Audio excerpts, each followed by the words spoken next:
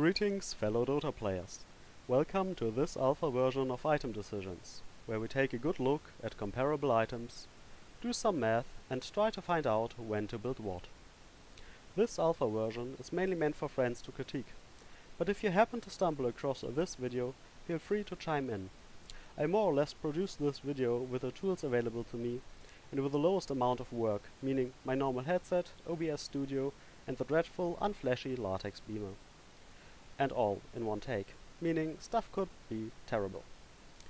I already see many areas of improving, and I will most definitely do in some after going through this video again, but I would love to know if you're interested in this type of content at all, and where you see the weaknesses. An additional set of ears and eyes always helps. With this said, let's get started. The items of today are, as you can see on the title screen, Assaultcuirass and Butterfly. We can start off with looking at the two items. Butterfly prices in at 5,525 gold, gives you a lot of 30s, 35 agility, 30 damage, 35% evasion, and 30 attack speed, plus the ability Flutter we'll later take a look at. AC prices in fairly similar, with about 300 gold cheaper, so less than 10%, so we'll not go into gold math today since both are late game items. It gives you 30 attack speed and 10 armor to the wearer, and another 25 attack speed aura, and 5 armor for allies, and an armor reduction of -5. At a first glance, we get, once we factor in the agility, or the stats in general, 65 attack speed for the Butterfly and 55 for the Assaultcuirass, 60 if you're an Agi hero and 30 damage if you're not, versus -5 armor, whatever that's worth, 5 armor versus 15 armor, 35% evasion versus nothing of that sort, but obviously there's an armor difference, and we gain Flutter, and we gain auras. With this said, let's do some math to find out how we can really compare these. The first setting we'll run through is a simple 1v1, so one hero has an Assaultcuirass and the other one has a Butterfly. How do they compare in a 1v1 scenario? So, first let's look at the offensive breakdown. Fairly simple, like before, we get 65 attack speed versus 55 attack speed, 60 or 30 damage versus -5 armor, and yeah, we can ignore auras since we're in a 1v1 situation. We just count them as applied. So the question we gotta ask ourselves is, what is -5 armor worth? And to do that, you can use the following calculations. I will not go into detail here. This is the formula I used here. This is the armor value after the damage reduction provided by armor -5 minus the damage reduction provided before and set in relative to the value before. If you want to look at it some more, please pause the video and look at it, and this is once you enter it into the formula for damage reduction. With this said, we get this graph. On the x-axis we've got the armor, on the y-axis we got the damage increase in percent, and obviously it's a negative value, so I plotted it turned around. And for the ones that don't like graphs, I also gave a little cheat table. So at 0 armor you get a whooping 43% damage increase, which goes down over time to a mere 10% if you have 40 armor at the start value. So you get reduced from 40 to 35, and then this increases your damage output by 10%. So it's pretty safe to say, since most heroes, probably not when they're 25 anymore, but around 16 to level 20, they will clock in at about 19 armor when they get their few items. If you run the offensive breakdown again, we can say that it's about a 17% damage increase. I don't think that's too high of a value if you look at this graph again. That's about in this area here, around the 20 armor mark, a little bit below.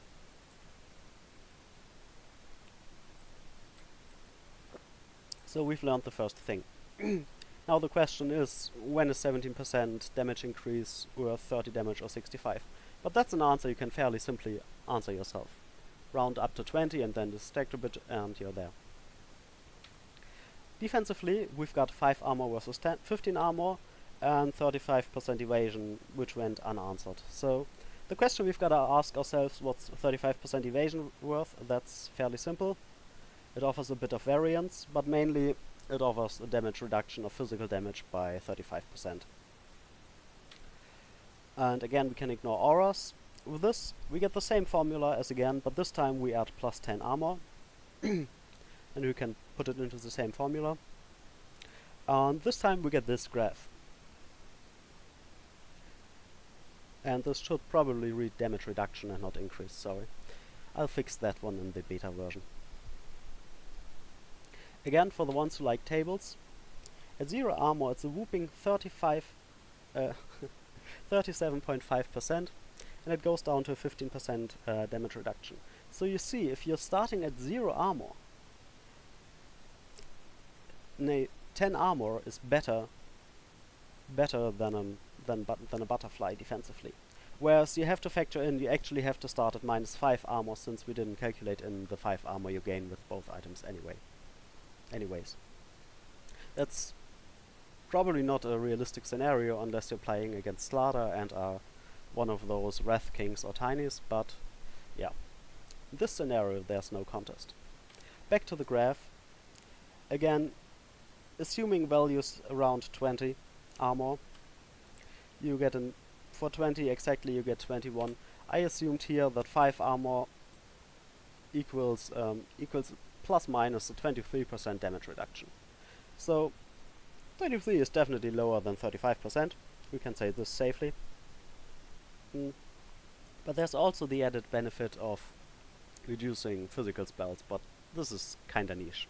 I mean, Slaughter's Crush is physical, but there's not that many spells that actually deal physical damage, and you can't evade those. You can only reduce them with armor. Yeah, but that's just for the one we want. So we get a fairly simple picture. Butterfly is probably, at least on Aggie Heroes, clearly better offensively, and it's way better defensively. But the real strength of the Assaultcuirass obviously comes in if we are playing X versus X, where auras matter, kinda.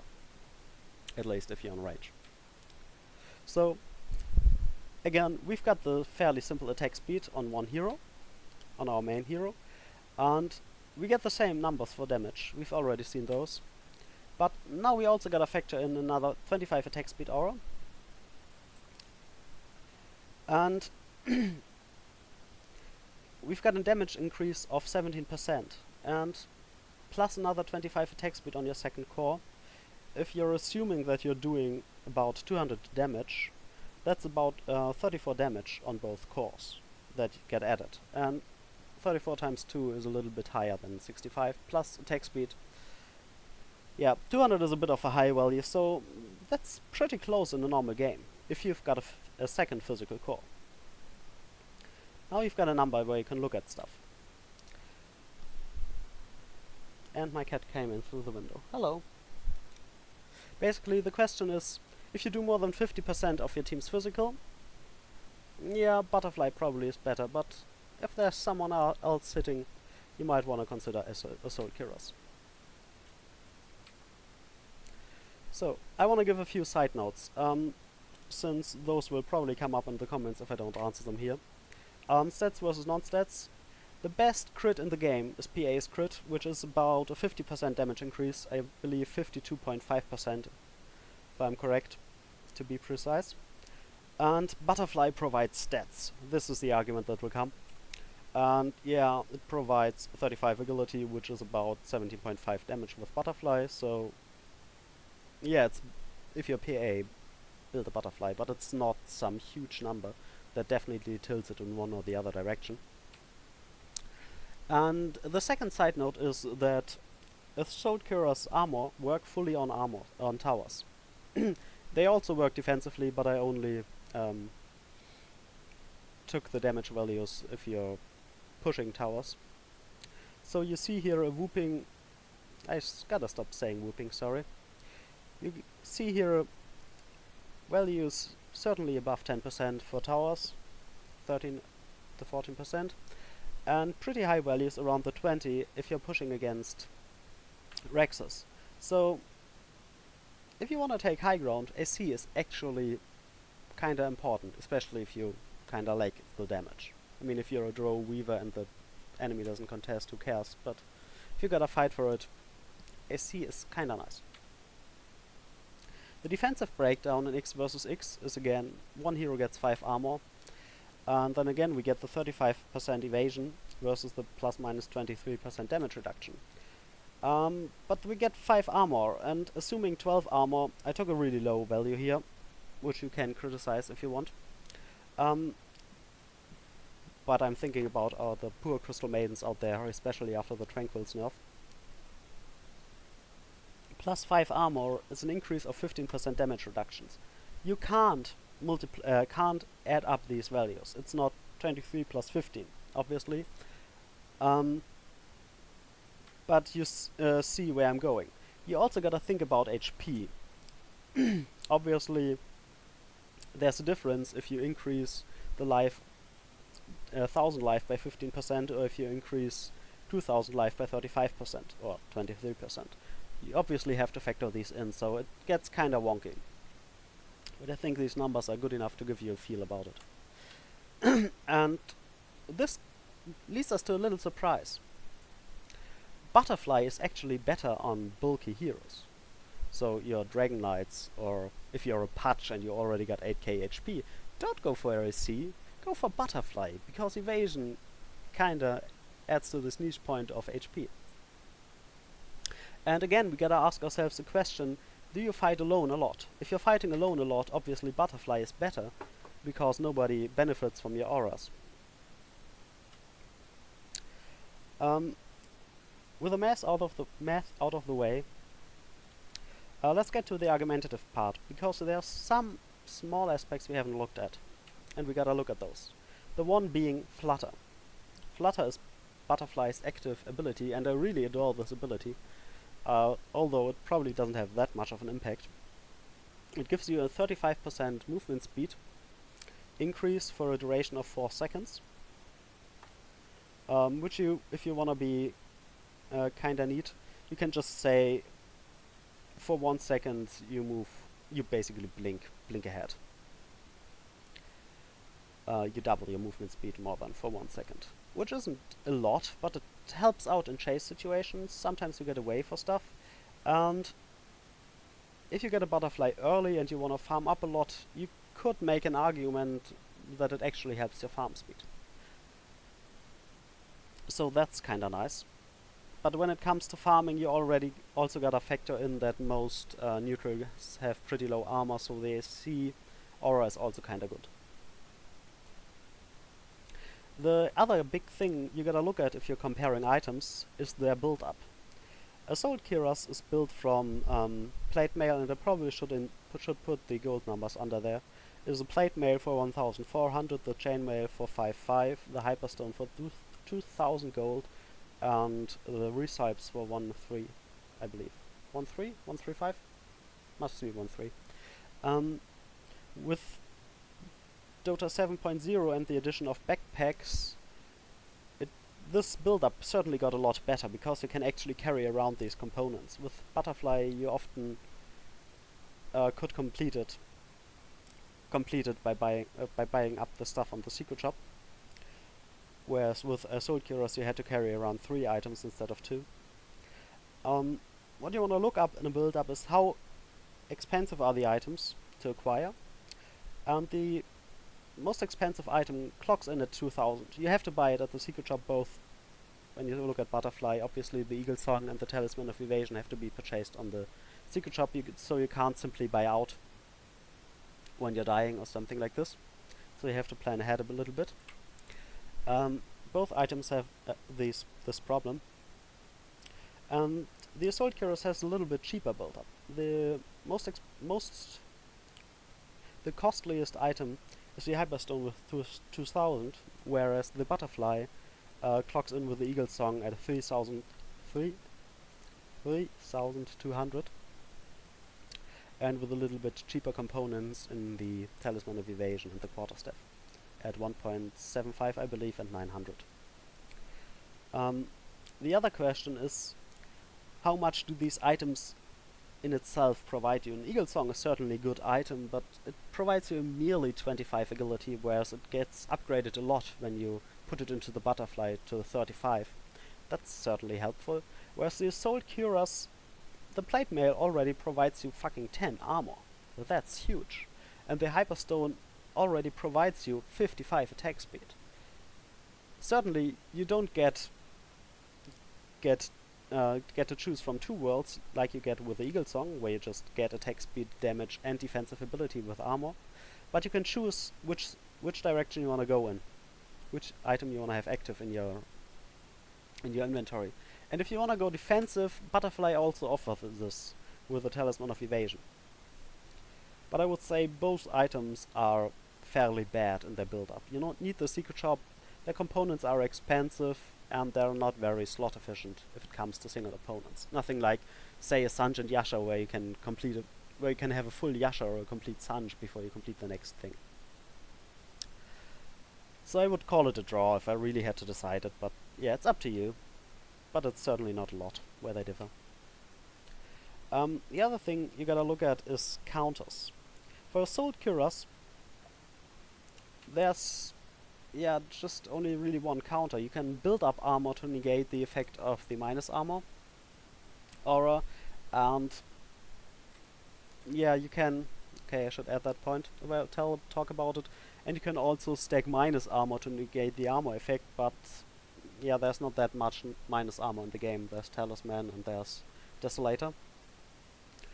So unless you're running a TA or a Shadow Fiend or Slaughter, you will not get that far with it.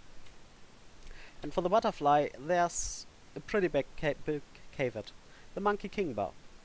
Once an enemy purchases the Monkey King Bar, all your defensive capability, except the 5 armor, are gone.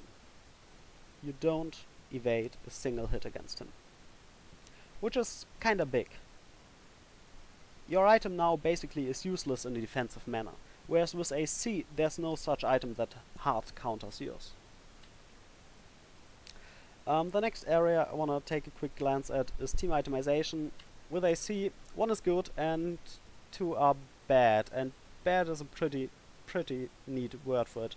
2 are terrible. You get 10 armor, which is plate mail of 1400, and 25 attack speed, which is, yeah, a component of creds. If you stack the auras again directly above each other. So second AC is terrible, whereas the second Butterfly is, yeah, okay, they now it's really good for them to build an MKB and they counter our defensive part. But yeah, the offensive properties still apply, you still get flutter, and your opponents still need to buy and build MKBs. Which leads straight to the next point, tempo. With Assaultcuirass, you get a pretty big power spike for your whole team. And since your auras work on building, like we saw before, 13%, 14% against towers, and whooping 20%, I had that word now, 20% against Rexus, it's pretty amazing if you get it right before you go high ground, or start to group up and push a lot. Whereas with Butterfly, you get a big power spike for exactly 1 hero. And you can kinda build a raid boss with it. So this one big hero that you just can't kill, or that dishes out so much damage that everybody dies. I don't care if it's a PA or just unkillable. It's a raid boss. You have to take this one person down, and you just can't do it. And I wanted to add that point too. Sorry, if you wanna counter a Butterfly, you need to build an MKB. And then the question becomes, can your opponent build an MKB? And does he have the time to build up an MKB? And does he want to build up an MKB? Or is your opponent like, oh my god, they got a Zeus, I wanna build a BKB, I really need my BKB not to die to the Zeus in the team fights. So sometimes you can force them into bad item decisions. Basically to pick their poison. So let's come to the conclusion. if I have to break all this down, this whole video, into a few sentences, go for butterfly when you're the only physical core in your team. I'm assuming a dual core here. You can say there's 4 core, but most games today are dual core. So for example, if you're a Luna plus a Zeus, I would go for a butterfly. Because Luna is the only physical damage. Zeus is an old man, and yeah, he can right click for like 50 and it's really slow and he will never do anything. And if you now add obviously in what the rest of your team is doing, let's say there's a lot of magical and not stuff, then go for butterfly. Go for an SC when you've got 2 physical cores or 3, 4, 5 with high damage. For example, Monkey King or Weaver, if you got those in your 4 position, definitely go for an SC, or at least take a good look at it. Prime example here would be a core of Troll Juggernaut. I see both of them always getting butterfly, but if you look at this constellation, then Assaultcuirass definitely would benefit them. And both also just run down lanes and push them and destroy your bases. So I see also would help in this one.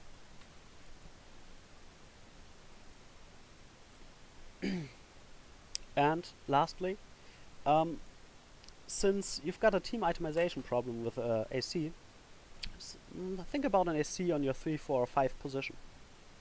For example, your Bara building an AC in the late game, or whatever you have.